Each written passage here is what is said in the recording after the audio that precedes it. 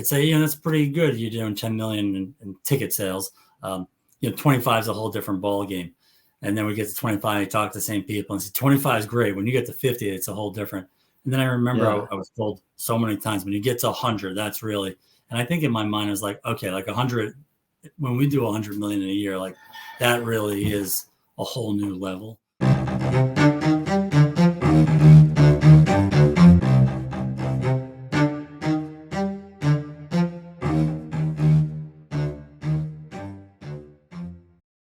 Welcome to episode 147 of The Route, presented by White Whale Marketing.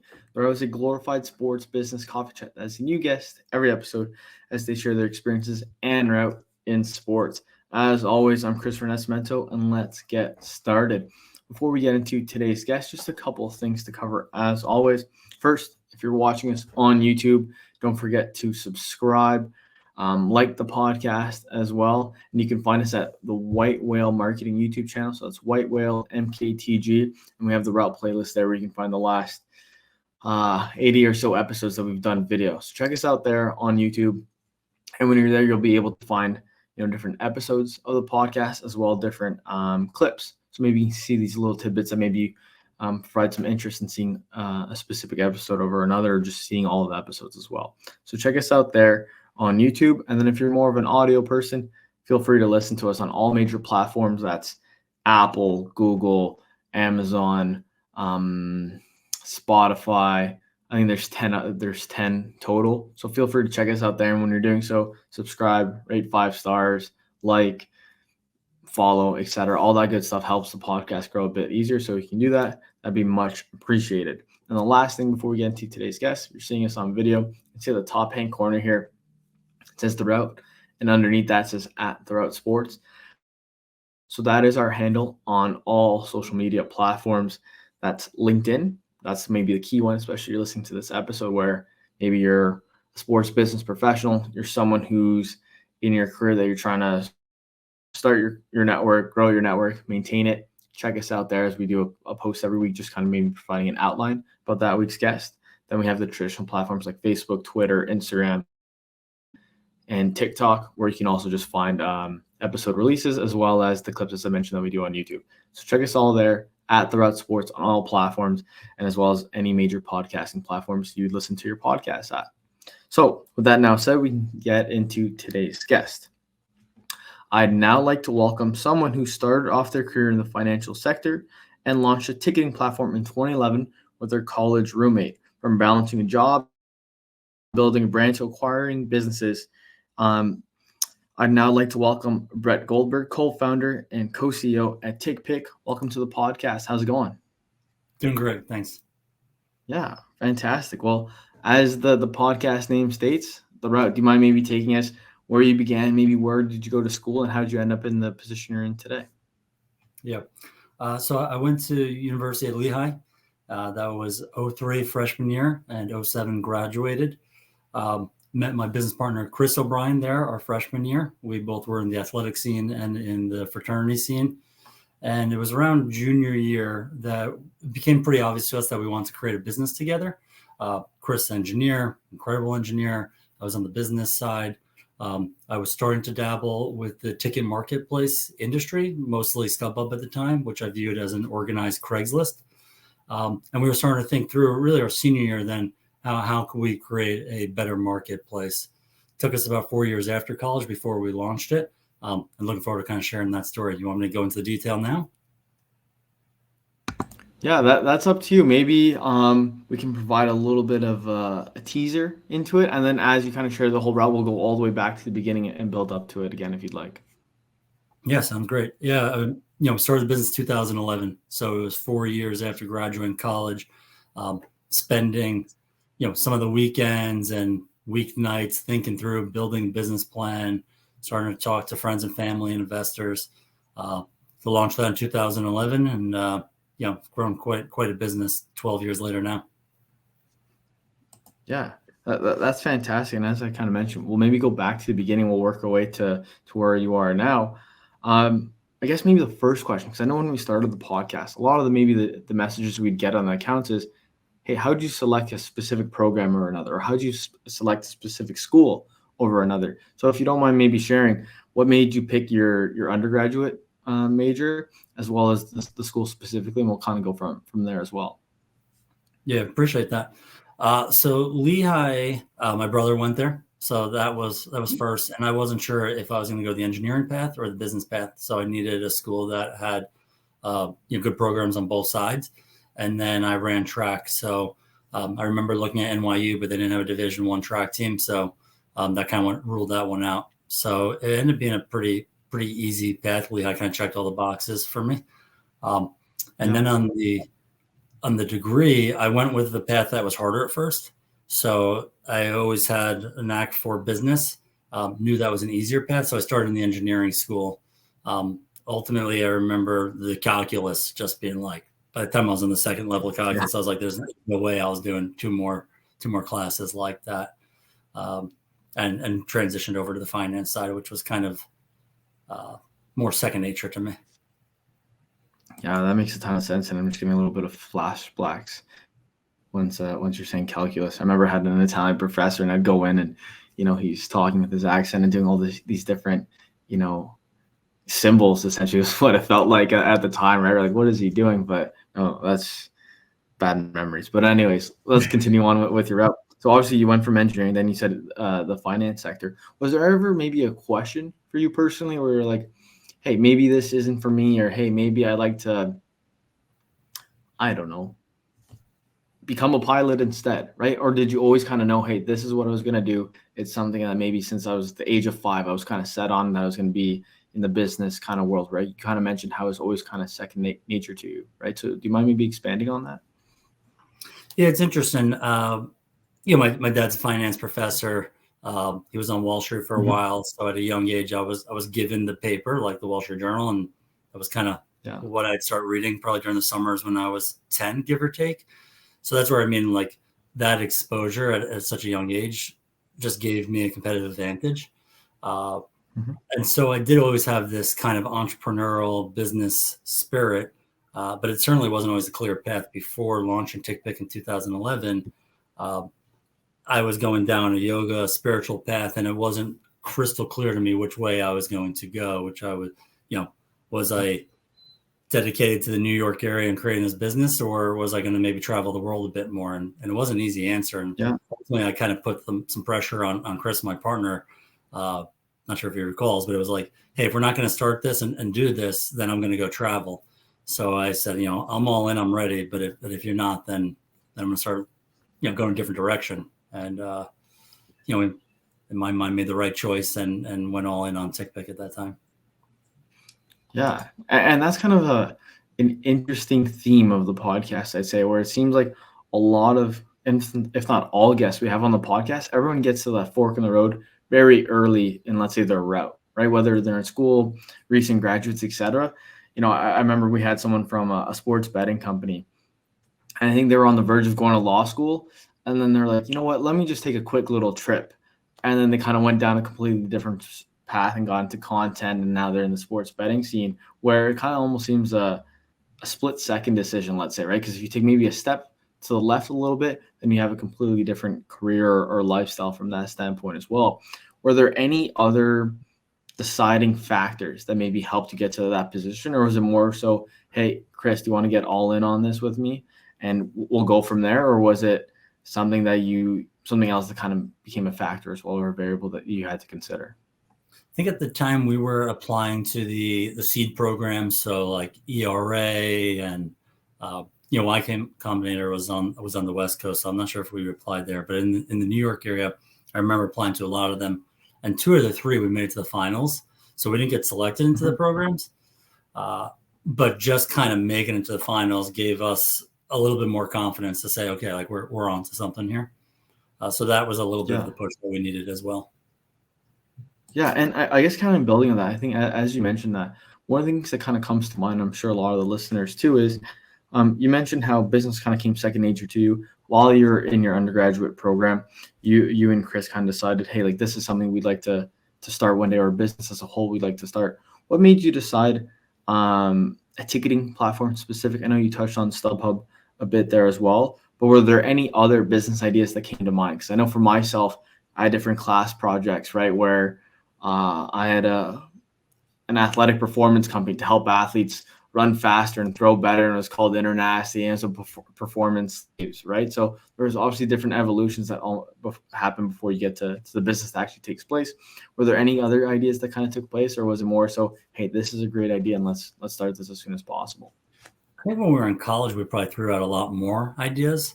Um, Mm-hmm. the years after, to me, it was very clear that this was the direction that just seemed the clearest. Like there was a very Sure. clear path of how to compete with StubHub and create a better product than what was out there. So I think even throughout the years with TickPick, we've tried to allow ourselves some freedom and room to not just be stuck in the ticket marketplace kind of ecosystem and look outside, particularly during COVID. We toyed with the Mm-hmm. gambling scene, uh, but where I come back to when we're give or take 5-6% of the market, I just come back to being incredibly focused on creating the best marketplace, the best consumer experience for fans to buy tickets. Yeah, no, that makes a ton of sense. I guess before we get into TickPick as well, you mentioned about, let's say, this 4-year window, right? I think since you graduated until you guys started TickPick, do you mind maybe building on that period? Because I think that's where the wheelhouse is for a lot of our listeners. They're either about to graduate, recent graduates, or young professionals as well. And I feel like maybe a lot of those people that are listening are in the point where they're either going to launch to the left or they're going to launch to the right. But at the moment, they're at the launch pad and need to know where they're going next. So what was it like those first few years coming out of school? Because I know, seeing at your LinkedIn, you worked at Barclays, if I'm not mistaken, and then you kind of went to a different position afterwards. What made you decide, hey, let me just see where things go, and then ultimately, no, we need to start this? I was smiling because I remember that period, and I think we were Yeah. really fortunate in that the startup scene in New York was really starting to build up. So by Mhm. '09, I was immersing myself in that scene, going to the whatever the meetups were, watching people present, and really talking to anyone that would talk to me. And one of the things I Mhm. had learned early on was be open with your idea, because it would have to be such a rare idea that you wouldn't share it, that it's so unique that no one's ever had that thought, because it comes down to execution more or less. And the other example I was given was you'd be kind of fooling yourself if you think you're going to tell someone your idea and that they have nothing going on in their life and then they're going to just go focus on that. So one Yeah. of the things that was taught was like just to constantly be practicing that pitch and to be talking about it.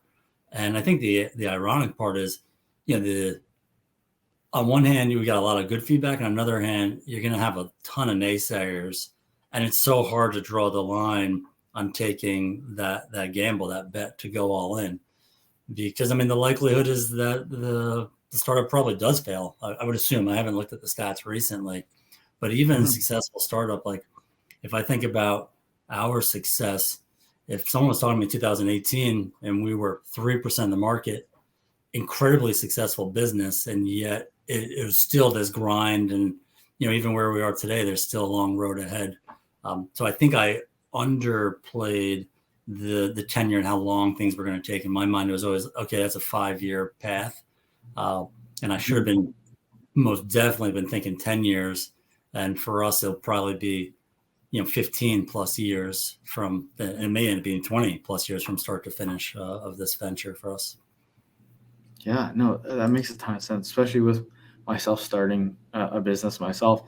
I always kind of thought, I'm like, oh, you know what? It's going to be a few months to do this, another few months, maybe a couple of years will be at this standpoint. And now looking back, we're like, oh, wow, that first little bit, I had no idea what I was doing. And it feels like maybe now 3 years in, I kind of have a real grasp of what I'm doing. I'm like, oh, I wish I could take what I know now and be at that starting point again. I feel like it would be a completely different story. So I kind of want to put that to you, right? You and Chris come up with this idea. You start launching the business. And I assume at that given point, you were balancing both a career, right? And then also, let's say, a passion project or a business you're starting, right?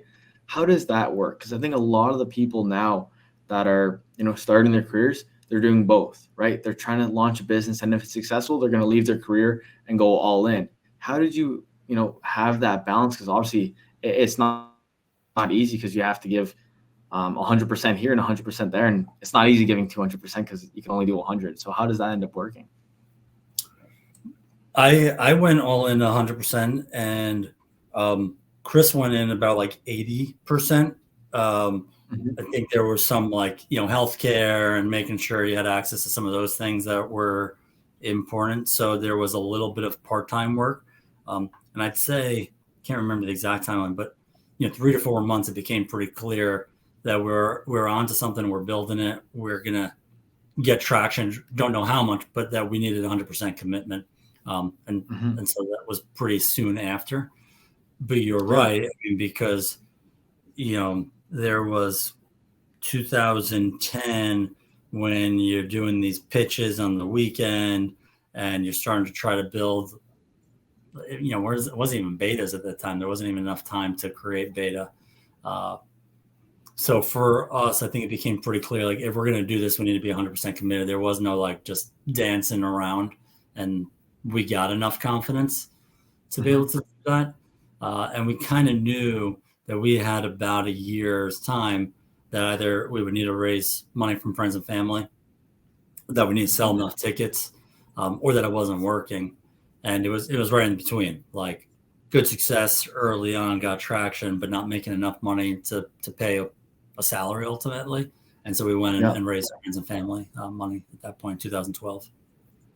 Yeah, that makes a ton of sense. I guess before we dive into more of the story about TickPick and how those different roadblocks and milestones came to be, do you mind maybe explaining to those listening that aren't familiar with TickPick what it is, what it's about, and where they can find it as well? So TickPick's a ticket marketplace. The early days, there were 3 fundamental different ideas that we were trying to differentiate on. The biggest was a bidding platform, so the ability for consumers to name their price. We thought about, it is a marketplace, talk about it as a marketplace, but in the current system and back then, it was really just people listing tickets for sale and then as a fan reacting to that. So we wanted to create a mechanism where people could name their price and bid on tickets. So that was the biggest differentiator. Then we were going to utilize algorithms to help people figure out which tickets they should buy. So looking at seat location and price and making a recommendation. And then the third one, it's really 3 and 4. The third one, we knew we were going to undercut on price. So we knew StubHub was making 22, 23%. And when we first started, we were operating under around 10%. And then the fourth, a little bit lucky, was when we were thinking about the pricing model. It was, why is the ticketing industry, one, everyone more or less hates the ticketing industry. So why is there so much hate? And it's all around the pricing. A lot of it is the hidden fees, the drip pricing. And we said, let's just follow the Amazon model at this point, which is 2011. They were kind of the most successful e-commerce business, and you never went to Amazon and then had some drip pricing or hidden fees later. So those are kind of the 4 key pieces.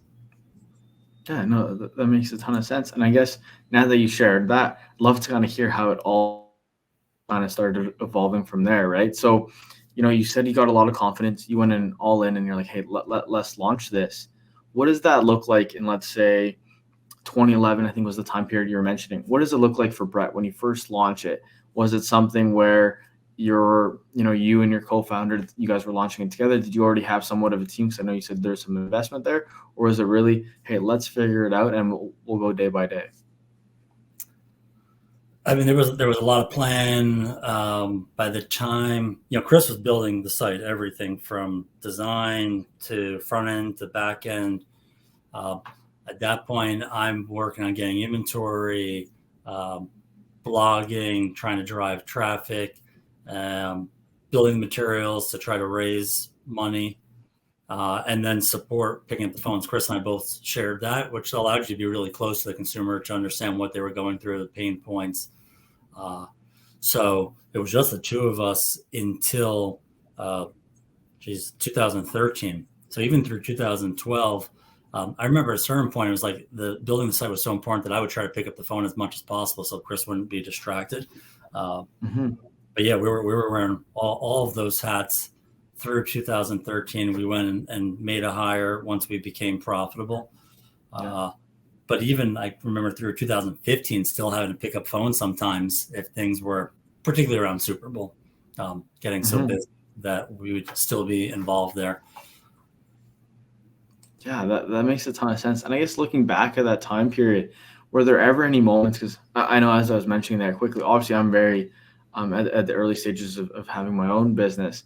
But even let's say that first few months, like thinking about some of the conversations I was having with some brands in regards to some partnerships, I was like, oh man, like I had no idea what I was talking about, right? Do you have any of those moments that kind of stand out to you where you look back at it like, oh wow, that was crazy that, we're talking to, an engineer over here or company X about how they do things. And then once you realize and you take it maybe a step back, you're like, oh wow, like we were maybe so young and so naive at that time period as well, and we didn't even see what was coming. Definitely, there's going to be times like that. I remember I was completely unaware that there would be like fraud in the space. So people using stolen credit cards to buy tickets. Um, so I remember getting kind of blindsided with some of that. Um, I think some of those flows and the thought of getting inventory on the site, uh, that was painful. I mean, that was years worth of process and progress getting inventory on TickPick to be able to compete. I think I used my dad as an advisor quite a bit. So Yeah. I think when there was challenges along those lines, that's kind of where I would go. And I remember, like, depending on the emails that I'd be sending to people, particularly just because we were constantly trying to fundraise. Even after we did the Friends and Family by 2013, I remember still trying to go down the venture path because that's kind of what was being done in the New York scene. So you just spend so much time crafting these emails. I know it wasn't probably the best use of time. Looking back, what else happened? Yeah, I think professionally, when you're trying to, like, the name of the game was driving traffic. And so kind of do anything to drive traffic. And there were probably some things I did that were a little bit gray from like hijacking traffic, like writing blogs about our competitors that, definitely got me in some trouble with some of our peers. Yeah, no, that makes a ton of sense. And do you find there's any of those moments that, I don't know, I have a question like this I'd like to ask guests at the end for more of you know, a hindsight perspective when they're older versus when they're, let's say, first 18 and starting school. But let's say more so at your time at TickPick, do you find there's any of those initial experiences that you and your co-founder are having that if, let's say, you're having a seminar or a conference in front of, a university class, and one of the questions was, hey, Brett, what's something that you learned within those first, 1 to 3 years of the business? What's something that you did then that you're like, hey, like this is something I wish I knew earlier on. I think it maybe would have helped the business a lot more. Because I find even whether it's myself or people I talk to, there's always those little things that you're only going to learn from doing it. But then looking back, you're like, hey, like this is maybe one of those instrumental parts that maybe I wish I knew a little bit earlier. It's interesting because I actually think is a little bit different. And we've had so many big aha moments. And yet for the business, it's just been, I would say slow and steady, but just constant wins. And Yeah. I think the piece that I had learned, and maybe I didn't know in the first 3 years, was like, there's never going to be this aha moment where you're just going to break through. It's just constant small wins from a product perspective, just constantly evolving, from an operations, constantly evolving, finance, continuing to build. So I think it's just an evolution, and maybe at least for us, we've literally never. I mean, we've had massive moments of being on the cover of the Wall Street Journal to going to the White House to being on TV. People are like, oh my goodness, like what's happened to the business? And the next day, it's like not really anything. Like there's not a single event. We've had tons of viral moments where we've taken over news cycles, whether it's Messi coming to the U.S. and us being referenced for every ticket price quote. Like 500 publications, great, huge wins. It's not going to fundamentally change our business. You just need these constantly. So I think that's probably like the biggest learning. Probably wasn't until like 2016 or 17, 5-6 years in. It's like, all right, you just gonna. It's a constant grind. Yeah, that's my big learning. Yeah, that makes a ton of sense, and maybe that's the lesson itself, as you're mentioning there. Where I'm sure there's a time period where you're always kind of maybe looking out for that big whale, that big win. They're like, hey, now our business is going to take to the next level. But then maybe it's that maturity as well after doing it for 5-6 years. I think, as you're saying there, like, hey, you know what? You just gotta slow and steady wins the race, as the old tale says, right? So that makes a ton of sense. And I guess I think as the other, go ahead and just a thoughts last piece that. to add on that. I think Sorry, go ahead. the other piece that's just challenging as the startup becomes successful is just celebrating those wins. And as you're going through it, because there's none of these aha moments that are like, at least for us, that were just massive, it's almost harder to celebrate the success and the wins. So like we constantly talk about and trying to celebrate just the progress, like the overall progress. So there have been things that, when we hit $1 billion in sales, we threw a big party for the team. So just trying to celebrate, and then even just like consistent like monthly outings that we do, just having joy is something that we certainly focus on. Yeah, that makes a ton of sense. And I think that's almost one of the things too, where I've been seeing it a lot recently too, is just enjoying that process rather than that end goal too. So that makes a ton of sense. And as you were mentioning there, maybe once you found out that it's not necessarily an aha moment, but maybe once you had that realization that, hey, like slow and steady wins the race, these small wins are gonna, get us to the finish line. Once you got to that standpoint, what do you find it was like, right? Because maybe at the beginning, as I think, as you're mentioning, a lot of it was trying to get people, to help raise capital for the business. Maybe a lot of it was on the emails or phone calls as well. Do you find your role within the company maybe changed a bit as well once you started hiring more employees, maybe having, more deals to be done, or even just trying to grow and expand the business? Do you find your title might have been the same, right, as co-founder and co-CEO, but do you find really what your day-to-day was and the things you were actually spending your time on changed significantly from that first period? I'd say the biggest change, the early days, Chris and I we were clear on a lot of what was split. On the product side, we both were really involved because that's what we were building. So I remember I would do wireframes and UI and all of that. And at a certain point, there needed to be more division, particularly as the team grew, as the business grew. And so that was a piece that, Chris completely owns and still does.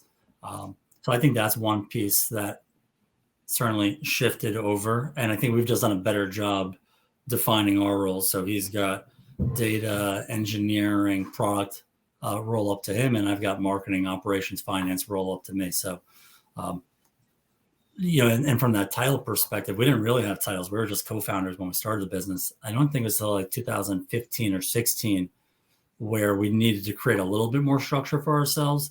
And I think it was following the Google model. They were co-CEOs was the model that we looked at and said like that makes sense for us. Yeah, that makes sense. I guess at that 2015, 2016 time period, it sounds like that's where maybe the business changed a bit, right? Maybe that's where you had more of that, hey, let's divvy up the roles a bit here, or also just kind of finding out that, hey, it's the small wins that get us there. Was there maybe a specific moment in time or a specific milestone that took place? I know you're saying it's small wins that kind of lead to the bigger ones, but was there something that kind of hit, whether it was a specific revenue target or sales, et cetera, or maybe number of users? They're like, oh, wow, like this is going to maybe offer, it's taking us to the next stage now. That's a good question. It's hard to pinpoint a time period specifically. I remember when we were trying to raise money, which was constant, and there would always be these thresholds, like maybe we're doing 10 million a year, and I'd say, that's pretty good. You're doing 10 million in ticket sales. 25 is a whole different ball game. And then we get to 25, you talk to the same people and say 25 is great. When you get to 50, it's a whole different. And then I remember I was told so many times, when you get to 100, that's really, and I think in my mind I was like, okay, like 100, when we do 100 million in a year, like that really is a whole new level. And I think there was probably some truth to kind of somewhere in that point, just the size and scale did certainly start to change. And I'd say another piece, Chris was able to go hire our CTO, Danny. And that was probably it was sometime in that time period. And that also just allowed us to scale so much and give Chris support on the technical side, to have another like mind for him. And that also allowed us to take off as well. And then lastly, I'd say like the app development side, we were really early on. So going all in on app development in 2013, probably a little bit early and fine, but that then kind of, by the time it was 16, 17. I'd have to go look back at the numbers. Yeah, but it wasn't like our app was always 50% of the business. I mean, now the app is probably 70% of the business.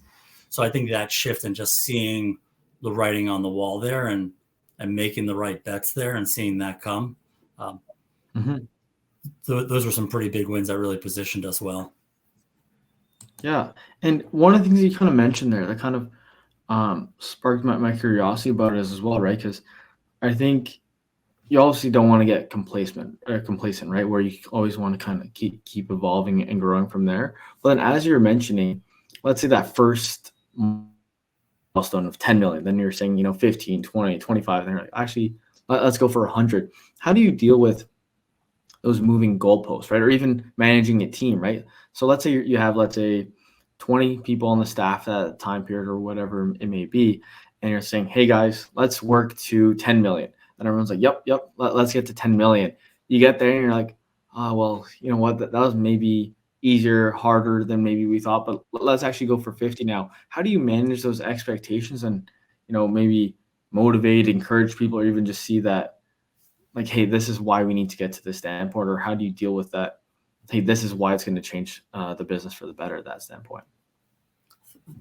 I've got two different reactions. One of the things I did was write it down. So I remember a whiteboard, and we've had multiple different offices, but I remember I would write down that GTV goal on the whiteboard for everyone to see it. So I remember having 100 million on that whiteboard, and I'm sure maybe before that it was 75 or 80. So letting everyone in on that goal and knowing what we're trying to achieve. And I think the other piece, that Chris and I have always felt is, having people be part of the team and participating in equity. So we've always been huge proponents of having people actually own the business. I think now at the scale, it's gotten a little bit more challenging. Still fundamentally believe in that, just a little bit more challenging as team gets to 100 plus and people in Jamaica and a call center, et cetera. But those are my two things: letting people know what those goals are. And the last piece I'd say is I've acknowledged that we have a monthly all staff, and I'll acknowledge that there are high expectations and that it is challenging because the bar is constantly getting higher. So just acknowledging that as well. Yeah, that makes a ton of sense. And one of the things you said that kind of maybe sparked a question for me too. Do you find, and I don't know if you've ever done this as well, while you're having these all staff meetings, has it ever been beneficial or something you guys have done as well, where you kind of put it out to the team as well? Hey, what do you think the goal should be? Especially if everyone's bought in, maybe they have a piece of the pie as well. Is that something that you found has ever had success within TickPick, or something you guys looked at doing where, hey, maybe those that are actually working on the engineering side of things, or maybe on the sales side, kind of taking those perspectives as well to get to that, ultimate goal that you put up on the whiteboard? That's interesting. It's not like in the all staff, I would typically get feedback, although I think I do try to engage and get those questions. A lot of times afterwards, I'll have people come up to me and be like, I think you're low. We're going to beat those numbers, and here's what we're going to do. And a lot of times the people who come and say that to me end up being right. Yeah, that makes a ton of sense. I guess kind of then building on that as well, as you're mentioning, as the business is growing on from there, one of the things that kind of sparked curiosity when I was looking into your LinkedIn was how TickPick has acquired businesses as well. And I find that's always interesting because I think one of the themes of maybe the podcast and when we have discussions with people is the ability to understand of, let's say, when to jump, right? Whether it's when to switch lanes from sales to marketing, or hey, to jump into a new career path, go for that master's program, or in your case, acquiring business. What made you and your team ultimately decide, hey, let's start looking at acquiring business to help us to grow? And how did you feel that you were and the business was ready for that? Because I think that's obviously a huge achievement to be in the position where you're looking at acquiring other business to help you grow as a whole. I think one of the things I've tried to do is continue to talk to competitors and peers in the space. So one of those businesses that we bought, RazorGator, we had been talking to them for a couple of years about trying to figure out ways to work together more. Couldn't come to any agreements. So, we were close and familiar with the business, and ultimately they ended up going into bankruptcy. And so we participated in that bankruptcy process. At that point, Chris and I didn't really have any advisors. It was before we had raised growth equity.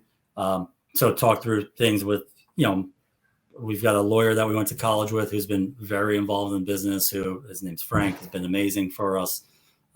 So using him as an advisor, then my dad, and then just going through the numbers, just making sure like, okay, can we handle this? If this is a dud, does it matter? And having enough confidence that the bet was worth it. And that one worked out great. Like we made our money back in probably a year or two. And that was the hope there. We then bought Ruckus, another pretty well-funded startup in this space. And I remember one of the things they did great was they went around to each stadium and did these 360-degree seat views. And I really admired what they had done. Really big scale to go to 100 venues and get 360-degree seat views from each section. I thought they were ahead of their time from that. Ultimately, I don't think they can get the next round of fundraising. So their window just kind of fell on them, closed on them. So we participated in that one, and that was just a no-brainer to get those assets and buying those 360-degree seat views. So another bet that we were confident in. Yeah, that's very interesting, just in regards to how that all ends up working, right? Because I think a lot of us that maybe listen to this podcast or myself hosting it, you just hear about how the different intricacies or roles that people have within this podcast. It's something that not everyone gets to experience, right? And obviously, acquisition is something that, someone that's selling tickets for the Raptors, for example, not something they're necessarily going to participate in, but something that maybe would spark their interest as well, similar to my own.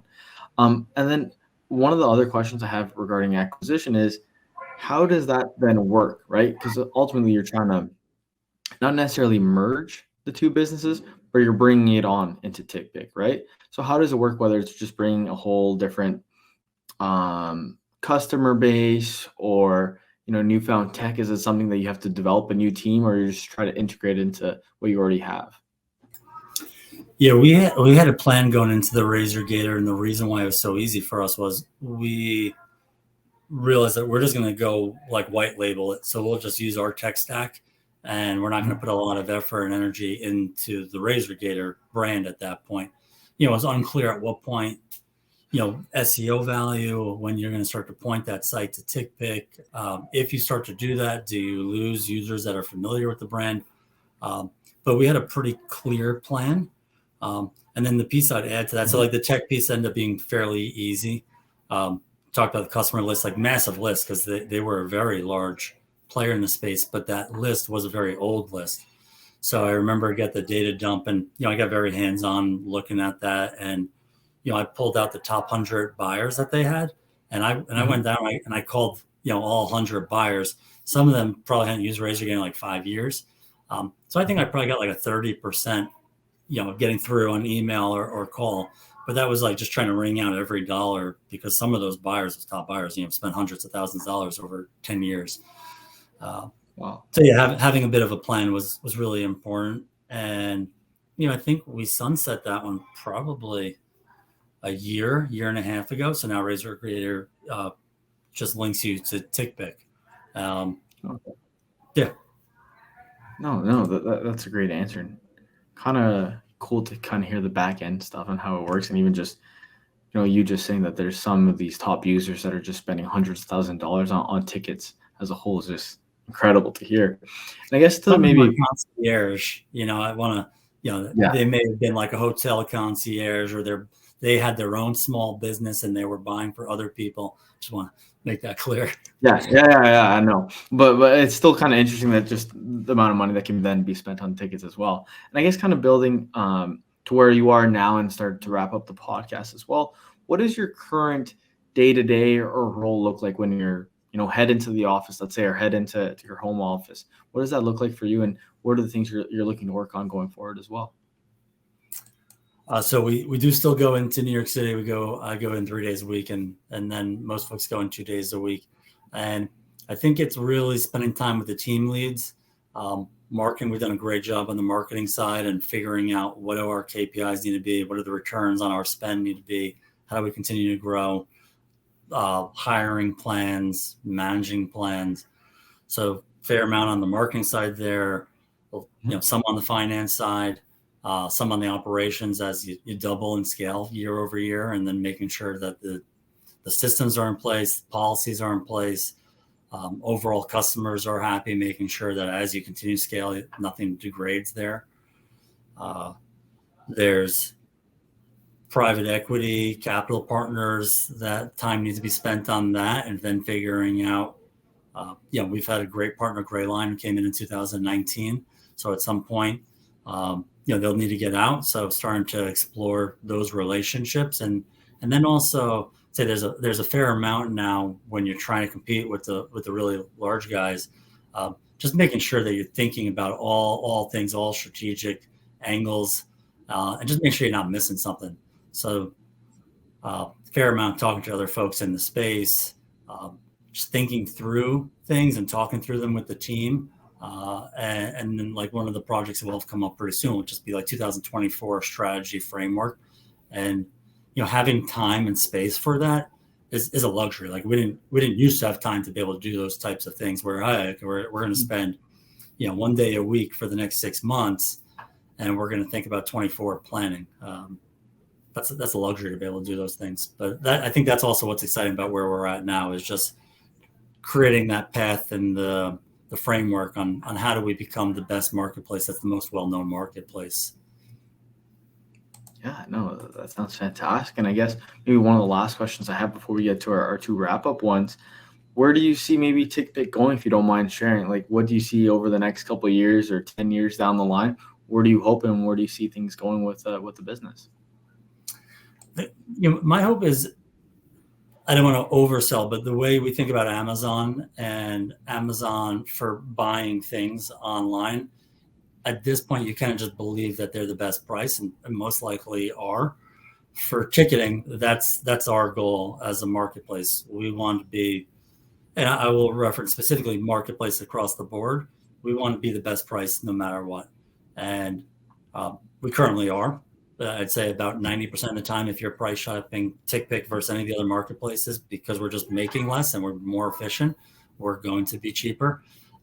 As we continue to scale, I want to have systems in place to make sure in real time that we really know that we are the best place and the cheapest prices. So that's the long-term next 5 years. And that's not even touching the product side, which I think this is where Chris is fabulous, where we continue to innovate. And I'd say, some of the space has been a bit stagnant. We like to continue to revamp the product, use those 360 seat views, make sure like people, now just with the phones and the quality of the pictures you can get, like having people be able to see what it looks like to be in those seats before they buy. I think these are the things that we want to continue to innovate on. Yeah, no, that's very interesting. And like you're saying, it's crazy how much things have evolved. Where I remember when I was a kid, I'd go with my dad, we'd go to a box office. They show you the little map. They're like, hey, do you want to sit in the red? Do you want to sit in the green or the yellow? And we're like, yep. We'll just click on that one and we'll go there. Not even click, point, I should say. And then now, right, where, you'll go on a trip and you'll be like, hey, like, let's go to the Barcelona game. And then like, where should we sit? And then you're like, let's look at, row G, section 102. And you're like, oh, wow, like, oh, there's a column a little too much in the way on the right. Or, hey, maybe the staircase might be there. Like, no, not good enough, right? Where it's kind of crazy to see where the world's going, especially from the ticketing perspective. And, yeah, like, very exciting to see where it goes. And I can only imagine where I think whether it was in university or something. One time we had someone on the podcast.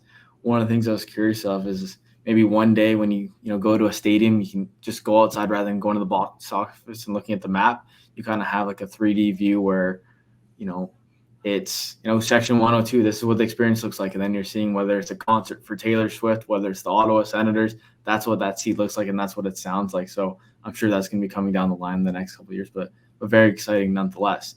And getting to the two questions I'd like to wrap up with every guest. We've gone through your whole route, and I appreciate you sharing and taking the time to do that as well. But now that we're where we are now, I've been saying for the last 147 episodes, I'm going to live until I'm 103. And when I'm 103, I'm going to be on a rocking chair, thinking about all the different things I've been able to do in my career so far. And hopefully I can remember the things that stand out. So I'll put you in that situation. 103-year-old Brett, you're on a rocking chair, just going back and forth, trying to remember all the cool things that you've done at TickPick or, as a student or even in the finance sector beforehand. Is there one moment to date that stands out to you that when you're on that rocking chair at 103, you're like, wow, I can't believe I got to do that for a living one day? I think I've got some recency bias, so I'll acknowledge that. But recently went to the White House and we were pushing the all-in pricing narrative. So that's just a massive accomplishment to be able to what we believe and perceive to be what's best for consumers, to be able to get the federal government to recognize that and see traction there. Like what achievement for anyone who's been at TickPick to be part of that story.